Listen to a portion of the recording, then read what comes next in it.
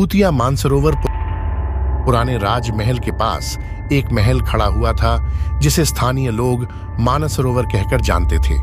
ये राजमहल और मानसरोवर भूतिया थे और उन पर एक डरावनी किस्सा था।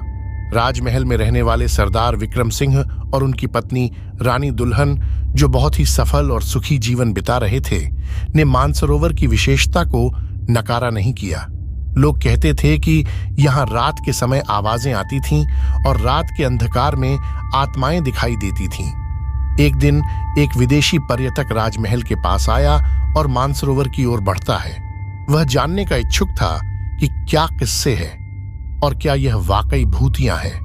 उसने राजमहल के पास ही एक महल खड़ा किया और यहाँ बसने का निर्णय लिया। मानसरोवर के अंधकार के बावजूद उसने एक रात वहां की गहराइयों में छिपे रहस्य की तलाश में निकल पड़ा। उसने जिंदगी में कभी भी इस प्रकार के चुनौतीपूर्ण स्थान का सामना नहीं किया था और उसे इस अनोखे अद्वितीय क्षण का सामना करना था। मानसरोवर के अंधकार में वह कई आत्माओं को देखा जो अदृश्य थे, लेकिन विदेशी यात्री ने डरा नहीं।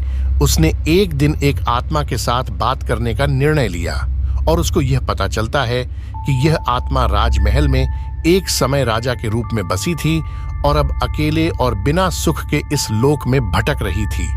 राजा की आत्मा के साथ बात करने के बाद विदेशी यात्री जान जाता है कि यह आत्मा अकेले और बिना सुख के मर रही थी और उसकी आत्मा डर के साथ भटक रही थी।